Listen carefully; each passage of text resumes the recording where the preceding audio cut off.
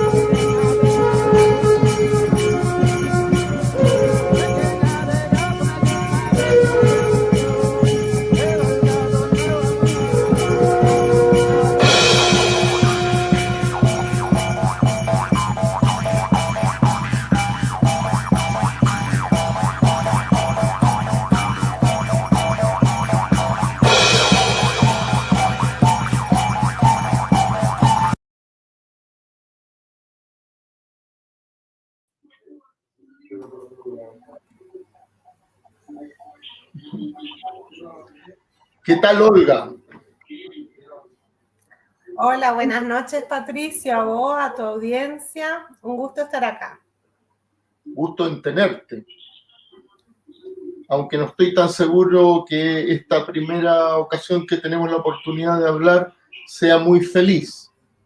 Si entramos directamente al asunto, ¿cuál es la situación social, política de la Argentina y cómo se explica que un personaje tan histriónico, teatral, quizás un poco digno de una casa de reposo, esté en la presidencia de la Argentina? Bueno, la situación política, económica, social de Argentina es una situación de crisis que ya lleva unos cuantos años, muchos años. Pero si queremos explicar, o sea, hace décadas que la Argentina viene con una crisis de deuda externa, que eso es un peso muy grande en las cuentas públicas y condiciona el crecimiento, bueno, la orientación de los distintos gobiernos que se sucedieron en los últimos tiempos en relación al problema de la deuda. Ha sido una orientación de subordinarse a los designios del Fondo Monetario Internacional. Bueno, esta situación no es de ahora, no es de los últimos 4 años, ni siquiera es de los últimos 8 años. La situación empezó a desmejorar luego de un periodo de precios de las materias primas que fundamentalmente exporta Argentina, fundamentalmente de la soja, que trajo un periodo en donde se recompuso un poco la situación económica que venía mal. O sea, estamos hablando de una crisis que se venía en el estallido del 2001, si queremos ir más atrás. ¿Cómo llega Milei? Milei llega producto de una gran frustración en los términos en que, bueno, los sucesivos gobiernos han venido prometiendo que la situación que iban a mejorar. Había un hastío respecto de los gobiernos, los 3 gobiernos de los Kirchner, marcado por también, o sea, una crisis económica, pasa el periodo de bonanza y de precios altos de la soja, empieza a tener un peso en la crisis la inflación, que también es un problema crónico de la economía argentina, y llega como salvador de esta situación un recambio con el gobierno de Macri. Macri promete un montón de cosas, pobreza cero, que iba a terminar también con la inflación, termina con más pobreza, con más inflación, la gente termina súper afectada económicamente, o sea, se ve nuevamente deterioradas las economías de las familias trabajadoras en el gobierno de Macri, y viene el relevo nuevamente de manos del peronismo, que el peronismo dice, bueno, ahora sí, nosotros vamos a llenar la heladera en Argentina es el refri acá, se terminó la milanesa de pollo. La milanesa de pollo es el sinónimo de que los bolsillos de los trabajadores ya no les da para comprar asado. Vamos a tener prioridad con los jubilados que fueron fuertemente castigados por las políticas de Macri, se intentó hacer, se llevó adelante en realidad una reforma previsional que afectó los haberes jubilatorios. Bueno, llega con esas promesas y se va finalmente el gobierno de los Fernández, de Alberto Fernández, Cristina Fernández de Kirchner y Massa, Sergio Massa, aumentando nuevamente la inflación y aumentando también la pobreza con la salida, o sea, que deja el gobierno de los Fernández de un 43% y con una inflación del 140%. Bueno, con la decepción que significaron estos recambios entre estos dos sectores, estas dos coaliciones de la política argentina, bueno, esa bronca, esa desilusión, esa decepción fue canalizada por una ultraderecha que tenía poco andar en el escenario político argentino. Estamos hablando de un personaje que se instala primero desde los medios, luego empieza a tener cierta relevancia, o sea, como un economista panelista de programas. Hubo una fuerte instalación por parte de los medios hegemónicos de este personaje, luego pasa al escenario político en el 2021 como diputado, dando una gran sorpresa, teniendo diputado por la ciudad de Buenos Aires, teniendo un caudal importante de votación, y termina luego alzándose con la presidencia. Él no tenía hasta el momento una estructura político-partidaria y sin embargo lo logró de todas formas. No es menor no tener un partido, una estructura partidaria en un país federal y con el sistema electoral que rige, y sin embargo hizo uso con las distintas alianzas de los gobiernos provinciales que lo usaban como un ariete para supuestamente sacarle votos a su contrincante mayor por derecha. Ahí también el peronismo hizo un cálculo y es responsable también en la medida en que le prestó los recursos políticos para presentarse. Por ejemplo, concretamente en provincia de Buenos Aires le prestaron la estructura jurídico-electoral que le permitió presentarse. Entonces, en la lectura de que supuestamente Milei venía a restarle los votos a Cambiemos, o sea, Juntos por el Cambio. Cambiemos era el primer nombre, después que sería el macrismo con el radicalismo, básicamente, a esa coalición, y terminó sacándole votos a todo el mundo y termina triunfando en el balotaje. De todas formas, es un gobierno débil en términos de que, bueno, primero ganan un balotaje, donde sabemos que ahí es como una absorción, porque la gente vota por descarte o vota por uno para que no salga el otro. Su caudal de voto no supera los 30-32%. Para ganar en segunda vuelta se le suman un llamado por parte del macrismo a votar por él. Se suman prácticamente todos esos votos que había sacado Patricia Bullrich. En tercer lugar se suman y logra alzarse con el triunfo y sacarle 12 puntos de diferencia al candidato del peronismo, de Unión por la Patria, Sergio Massa. Entonces llega, pero... Antes que sí. siga, una cosa que me sorprendió mucho fue la designación de Sergio Massa como el candidato peronista, porque él era el ministro de Economía. No se puede decir que haya hecho un gran papel desde su ministerio, con esa inflación desenfrenada y con esos índices de pobreza que yo diría en unos años antes eran inimaginables en la Argentina. Entonces fue como una apuesta para perder del peronismo. Bueno, si lo miramos más para atrás, tampoco es tan novedoso, porque lo que viene haciendo el peronismo últimamente es como buscando un candidato de unidad, y en su momento fue, en 2015 fue Scioli, que era lo más derechista que tenían en el abanico de candidatos peronistas, era lo más para competir la Macri, o sea, buscaron el más parecido a Macri que tenían. Después, bueno, lo que hace en el 2019, donde Cristina Fernández de Kirchner diseña esa táctica electoral, y el candidato de unidad fue Fernández. En este caso no estamos hablando de Fernández como un candidato tan de derecha, pero era un personaje menor que, si no hubiera sido ungido por el dedo de Cristina Fernández de Kirchner, no hubiera llegado a la presidencia. Y en este último caso, bueno, hubo una pseudo interna que en realidad no fue tal. Estaba Grabois como otra alternativa dentro de Unión por la Patria, que no tenía, o sea, era como una suerte de tratar de contener por izquierda los votos de un sector que se identifica o que le vota al peronismo, más ligado al kirchnerismo, que capaz no tenía estómago para votarle en una interna a Massa y se iba a ir a votar al FIT o a otra opción.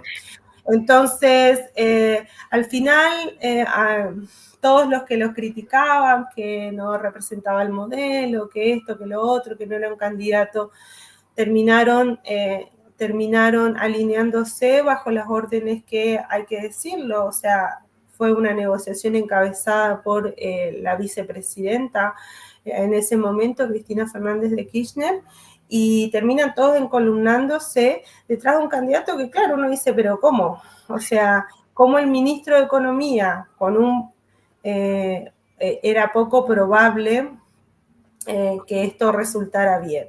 Y así finalmente fue, o sea, los votos que reúne Milei en gran medida es un voto de rechazo a todo un gobierno que no solo no cumplió sus promesas, sino que terminó empeorando sustancialmente la situación de los trabajadores.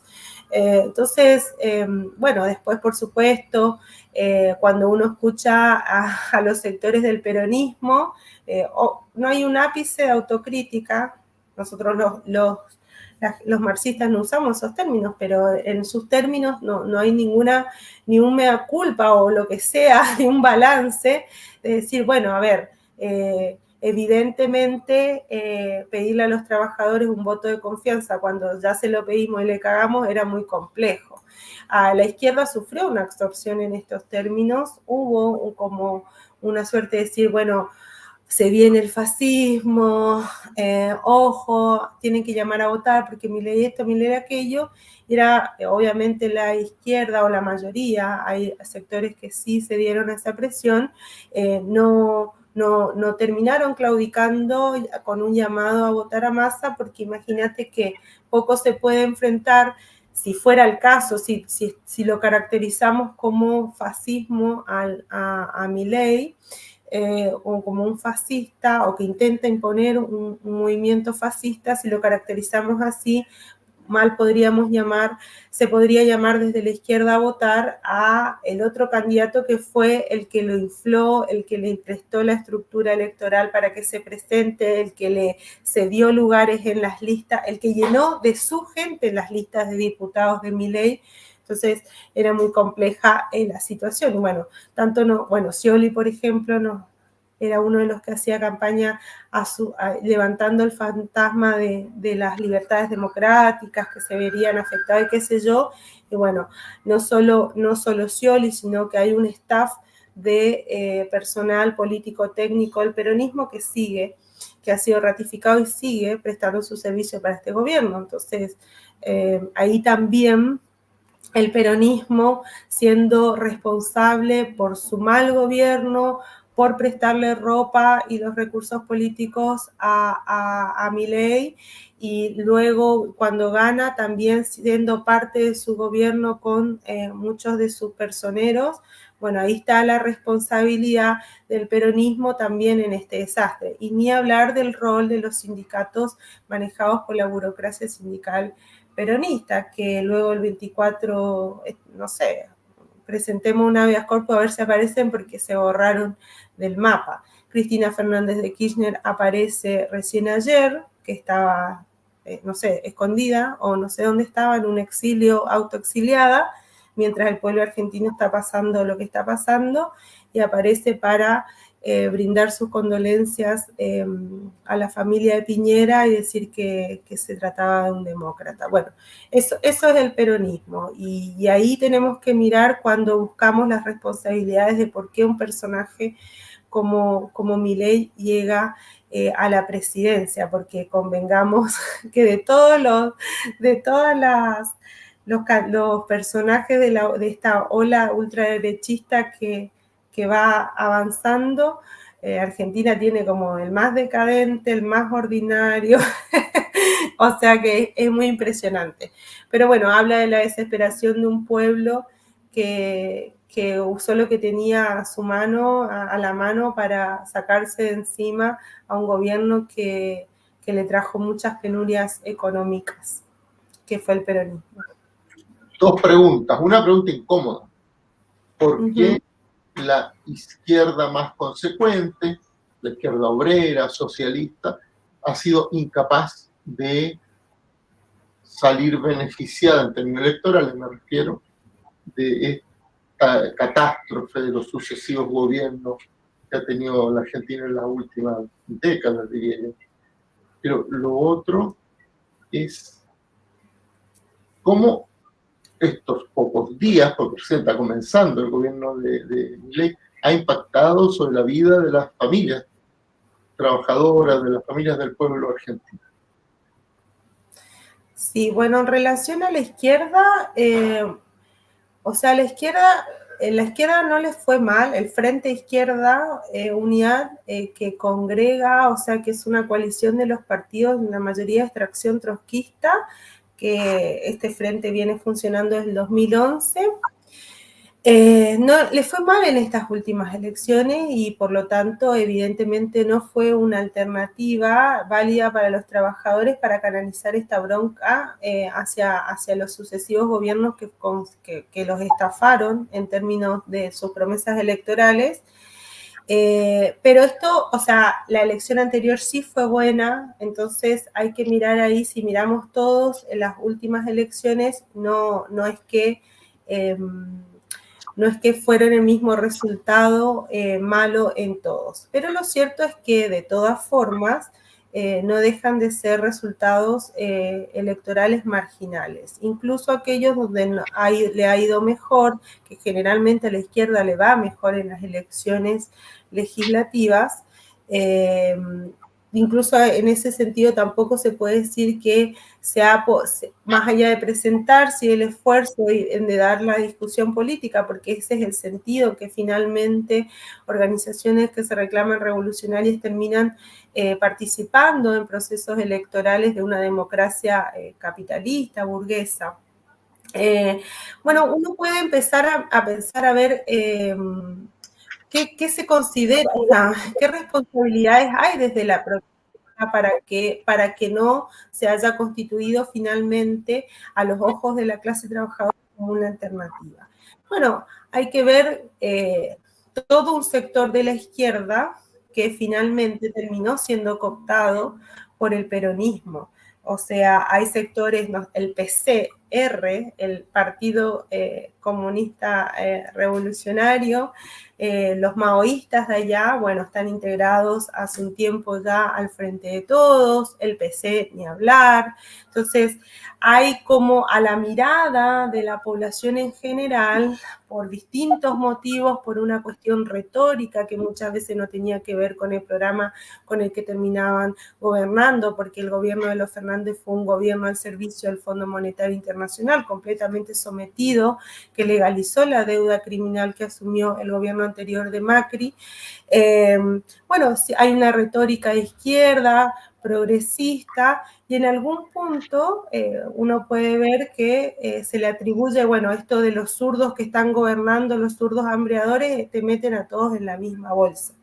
Y ahí también es importante traer a colación la discusión que hubo hacia adentro del FIT, que se materializó en una interna, porque decir, bueno, si no tenemos una delimitación política tajante y no defendemos con uñas y dientes la independencia política y se coquetea en alguna medida con los sectores, con algunos sectores del peronismo, vamos a caer todos en la misma volada, porque a los ojos de la población vamos a constituir esa casta que además de lo peor, porque habla desde la izquierda y termina gobernando con la mano derecha, como ha sido siempre el peronismo. Entonces, hay una responsabilidad también, y esa discusión se plasmó en una interna en el FIT.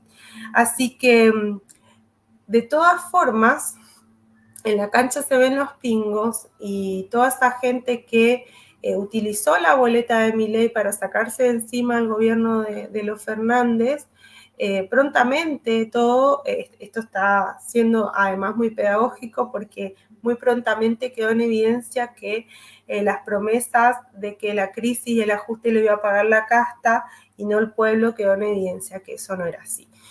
Este ajuste está afectando, y ahí en relación a la segunda pregunta, el ajuste, o sea, la primera gran medida, el primer gran hachazo que vino del gobierno de Milei al pueblo trabajador, tuvo que ver con una devaluación, lo que se llamó un caputazo. Bueno, en Argentina o en la izquierda en general se le pone el azo al final en relación al apellido de Caputo, el ministro de Economía, que decretó una devaluación del peso argentino del 118%, y eso obviamente se traduce en una carrera inflacionaria en donde se llegó al 200%. O sea, se va el gobierno de los Fernández con un 140% de inflación, y con la devaluación del 118%, que fue la primera medida del gobierno de Milei, se llega a un 200% de inflación. Una locura. Vos llegabas, mis familiares, o sea, te cuentan anécdotas de que llegabas a la caja a pagar y ya era otro precio, o sea, no, se perdió el parámetro de todo. Una desregulación de la economía, en términos de que todos los instrumentos legales que estaban vigentes para fijar precios máximos o en determinados rubros, como por ejemplo el combustible, el rubro de la salud prepaga, bueno, las tarifas, bueno, todo eso, una desregulación, subió muchísimo el combustible, eso a su vez se vuelve a traducir en subas generalizadas de los productos. Ahora se están llevando adelante tarifazos de luz, porque se quitan los subsidios, o sea, hay un fuerte ajuste fiscal, que significa que eso impacta directamente en los bolsillos de los trabajadores, porque se traduce en mayores tarifas de luz, de agua, del transporte público, que tienen que ser afrontadas con sueldos que se ven fuertemente disminuidos, porque fueron afectados por la devaluación, una devaluación del porcentaje que te señalé. Así que eso, y bueno, ese primer hachazo vino luego acompañado por los instrumentos legales con los cuales Milei pretende llevar adelante su programa de gobierno, el DNU, que en partes está vigente. ¿Qué significa para que nuestro espectador... Sí, el decreto de necesidad y urgencia es un instrumento que le acuerda a la Constitución y que está arreglado por una norma a su vez, para que el presidente tenga en determinado contexto, bajo determinadas condiciones, básicamente la necesidad y la urgencia, poder dar instrumentos, o sea, puede legislar, que en principio es una facultad que es privativa del Congreso. Entonces tiene esta posibilidad, pero este decreto de necesidad y urgencia, que tenía, no sé, como 600 artículos, que cambia 300 normas, en realidad es una reforma constitucional encubierta que implica, o sea, se planteaba desde esto una desregulación completa de la economía, y bueno, un proceso de privatización, de retraimiento del Estado, etcétera. Este DNU tiene que ser tratado en el Congreso. Si una de las dos cámaras lo aprueba, queda vigente. Todavía no se ha constituido la comisión bicameral para dar tratamiento a esto. Y ahí también ver cómo juegan los bloques, incluso aquellos que se dicen opositores, que no están arbitrando los medios necesarios para tirar abajo, que se lo podría hacer, porque entre las debilidades que tiene el gobierno de Milei es que no tiene una bancada que ni cerca le da posibilidades de aprobar por sí mismo nada. En la Cámara de Diputados tiene 38 diputados por sobre 257 y en la Cámara de Senadores creo que tiene 7 senadores. O sea, estamos hablando de una minoría que por sí misma, y si no fuera por una oposición que se llama dialoguista, que nosotros podemos perfectamente tildarla como cómplice, no podría avanzar o hacer lo que está haciendo, aún con los impedimentos que se va encontrando en el camino. Entonces tenemos un DNU que en parte está vigente, en parte no, porque se fueron presentando sucesivos amparos por los distintos sectores que se vieron afectados por este instrumento.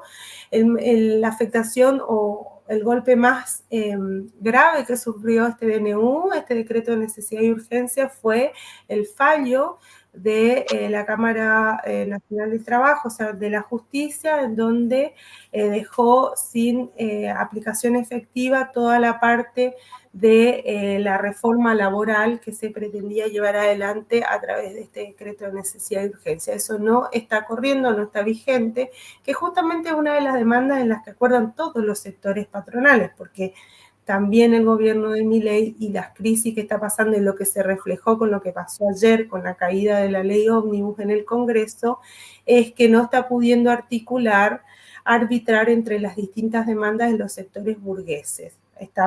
Milei básicamente representa a la burguesía financiera. Y después está en detrimento de la burguesía industrial y de la agroexportadora. Entonces, pero en lo que coinciden todos estos sectores es en una reforma laboral para liquidar los derechos que fueron productos de luchas de muchos años.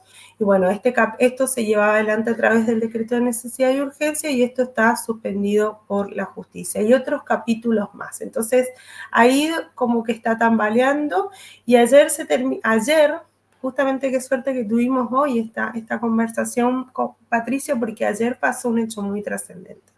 Ayer se cae la ley ómnibus, que era la otra pata con la que el otro instrumento legal con el que Milei pretendía avanzar en su programa de gobierno. Una ley que implicaba también una reforma de todos los órdenes, de la ley de salud mental, del Código Penal, de una reforma tributaria, bueno, todos los aspectos también.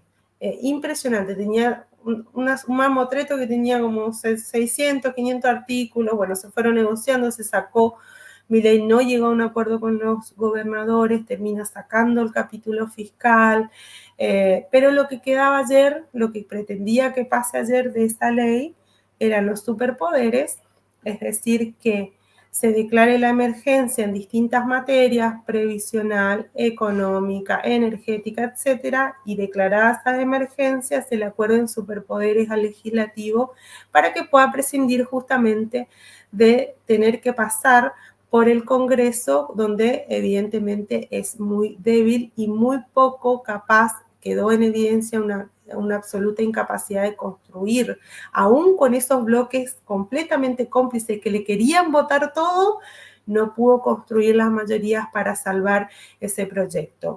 Yo Digo lo importante. estos días estuve siguiendo los noticieros, los programas de discusión de la televisión argentina, y realmente me llamaba la atención que este personaje, mientras estaba de viaje visitando Israel,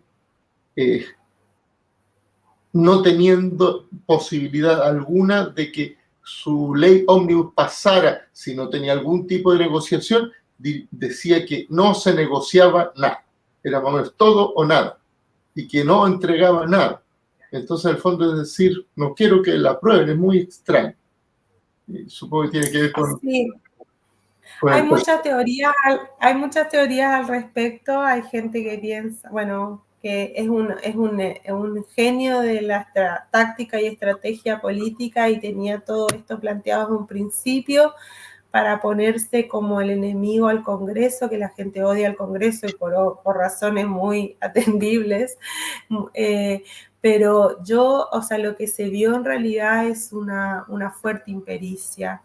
Ayer verlo al ministro Franco, que es el ministro del Interior, que además, creo que el ministro del Interior, bueno, el ministro que tenía que estar a cargo de las negociaciones con el gobierno, sería acá el equivalente al Sexpress, y no, o sea, totalmente equivocado de qué significó el retiro o sea, en términos técnicos legislativos, qué significó el retiro a comisión.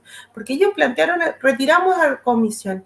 ¿Y eso qué quería decir? Que quería decir que se volvía foja cero, que se caía la ley, que ya no corría porque ellos lograron que se apruebe en general la semana pasada y ahora estábamos en el tratamiento en particular. En las votaciones de los primeros artículos, donde justamente tenían que ver con estos superpoderes, empieza a perder, y ahí es cuando llaman un cuarto intermedio, se da cuenta que cayeron las negociaciones con los gobernadores. En Argentina es un país federal donde hay provincias, las provincias están gobernadas por gobernadores, por su propio ejecutivo, y generalmente a esos ejecutivos responden los diputados nacionales, o sea, los que integran la Cámara de Diputados del Congreso de la Nación y también los senadores. Entonces los gobernadores eran actores claves en la negociación. Los gobernadores actuando, digámoslo, no como defensores de los intereses de sus provincias, sino como defensores de los intereses de las burguesías de sus provincias. Bueno, no llegaron a un acuerdo, cayó todo y retiran a comisión lo que implicaba eso, que se volvía a trámite legislativo de cero, el proyecto original, ni con dictamen negociado, nada, de cero. Y uno veía tanto al ministro, termino esta idea, tanto al ministro Franco como al jefe de la bancada de La Libertad Avanza, diciendo no, pero ya contamos con la aprobación en general, ahora vamos de vuelta a negociar en lo particular, completamente. Uno no piensa que eso sea una performance para hacer ante los medios, completamente perdidos en términos de las implicancias de esa decisión que tomaron, o sea, de verdad. Entonces, yo no sé, o sea, lo que dijo Milei es que, bueno, esto no sale la ley, entonces va a aplicar todo el ajuste, va a pasar o sea, toda su política va a pasar por un mayor ajustazo y que va a llevar adelante una cuestión plebiscitaria, va a preguntarle a la gente en un plebiscito qué es lo que quiere.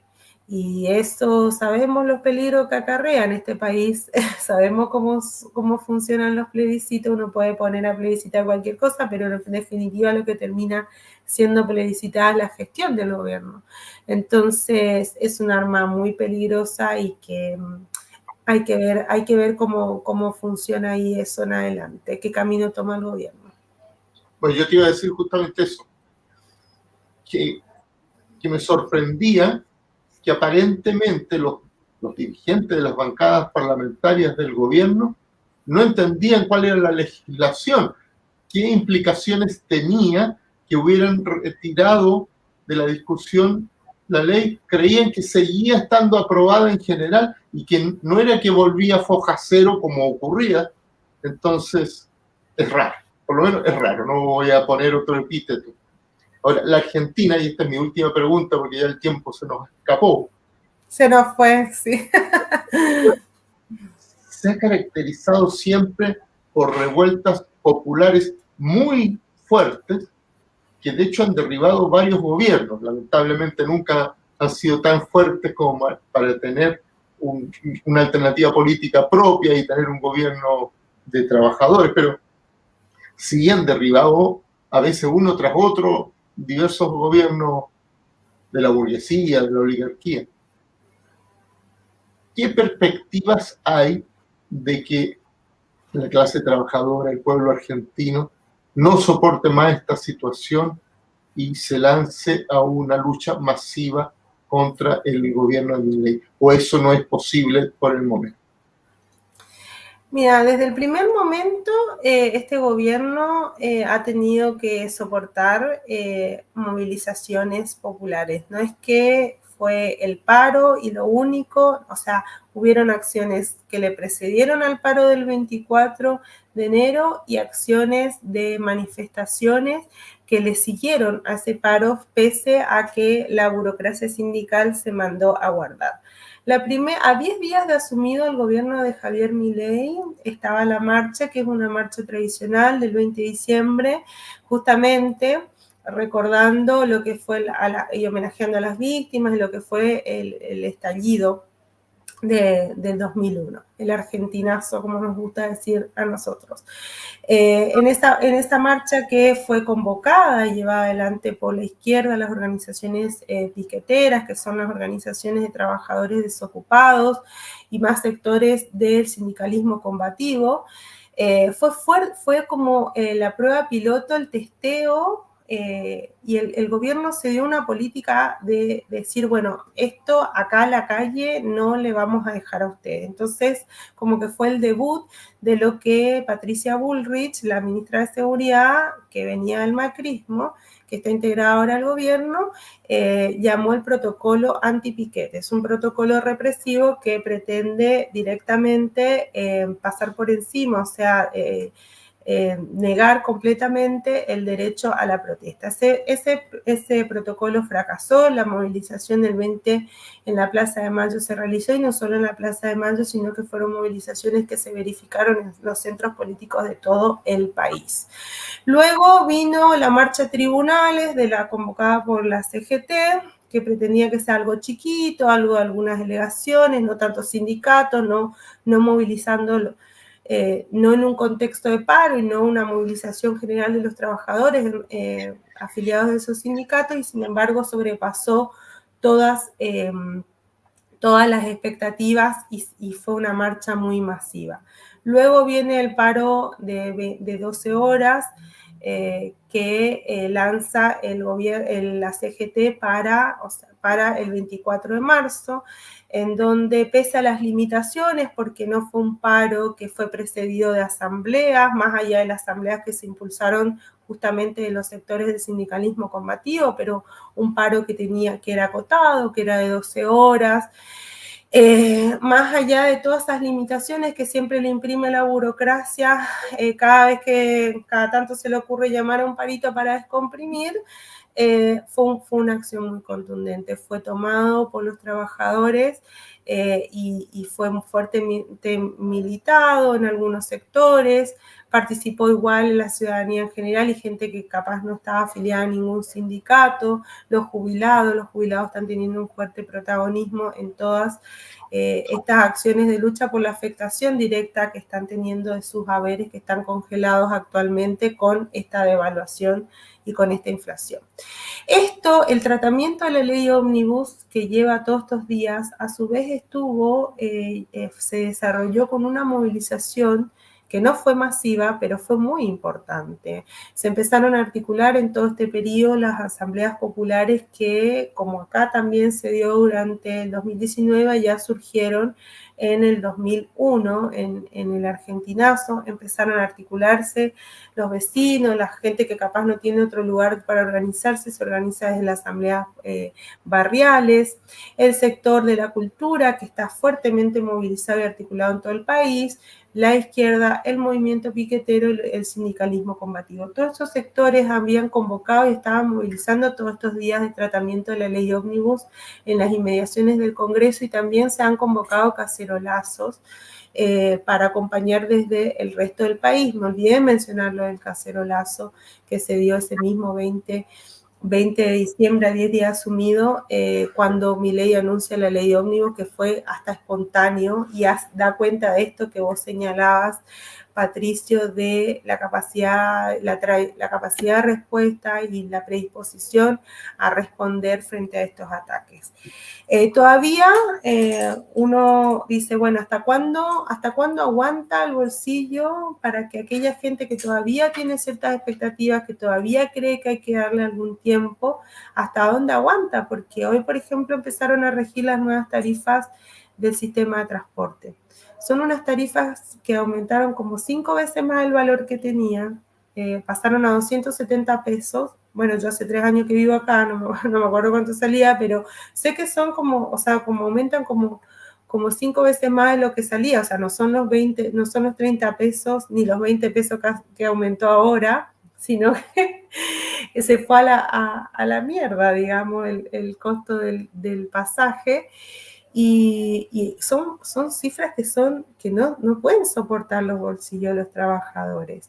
Lo mismo con la luz, ahora van a llegar las boletas, la factura de luz, sin ningún tipo de subsidio, mínimo se van a ir al doble, o sea, ni aunque quisiera una persona darle tiempo al gobierno, la realidad es que el bolsillo de los trabajadores no puede esperar más. Entonces, ahí hay que ver también el rol de la burocracia sindical, porque la burocracia sindical no luchó en todos los años anteriores mientras gobernaban los Fernández frente a una evidente pérdida de la capacidad, o sea, del salario en términos reales, y está fuertemente desprestigiada y aún así terminó llamando un paro que tuvo una fuerte adhesión y una movilización. Ese día del paro se movilizaron más de 1,5 millones de personas, de trabajadores en todo el país. Todos estamos viendo qué va a pasar, este compás de espera. Esta derrota no es menor, la derrota, es un fracaso, es una derrota que sufrió el gobierno de Milei ayer, por más que lo quieran disfrazar de otra cosa. Y esto da cuenta de que tenemos o sea, desde los sectores de los trabajadores hay una oportunidad, es un gobierno débil, hay una oportunidad y también la certeza de que el único sector que va a poder ponerle un coto y ponerle fin a todo este plan de guerra de este gobierno contra los trabajadores es la clase obrera. El Congreso es como se dice acá, una cocina, como se dice en Argentina, es una rosca en donde se están defendiendo y negociando para defender los intereses de las patronales de los distintos sectores y se están sacrificando los intereses de los trabajadores. La justicia, sabemos la justicia que responde a los intereses que responde y tampoco se puede confiar en eso. Entonces, de los únicos sectores, el único sector que le puede poner un coto a esta situación, a todos los planes de Milei, es la clase obrera. Para eso está planteado el desafío de sobrepasar, de derribar el muro de contención de la burocracia sindical peronista, que ahora está desaparecida completamente después del paro que llamó. Y para eso, desde los sectores combativos de izquierda, se está planteando un plenario nacional de ocupados, desocupados, de asambleas populares y del sector de la cultura que está movilizando fuertemente y activando en todo el país.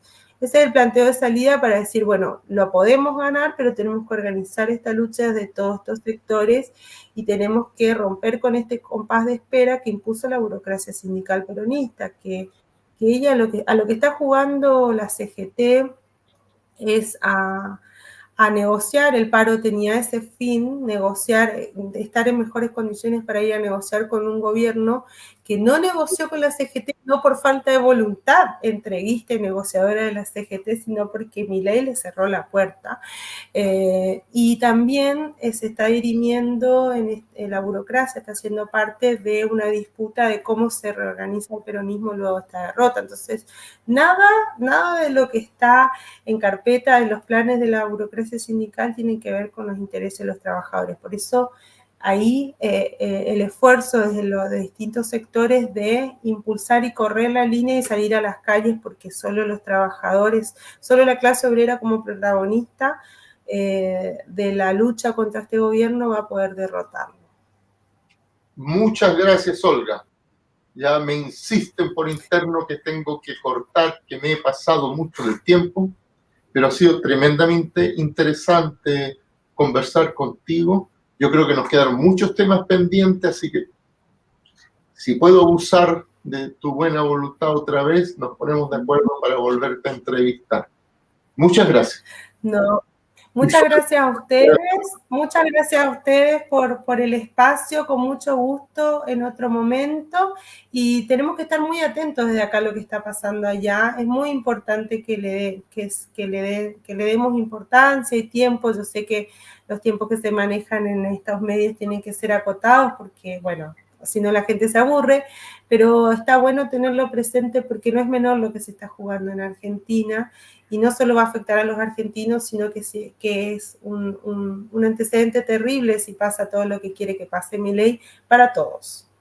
Así es, sin duda, especialmente para nosotros. Sí. Que compartimos tanto con la Argentina. Así es. Bueno, un gusto, Patricio. Buenas noches, un abrazo. Igualmente, chao.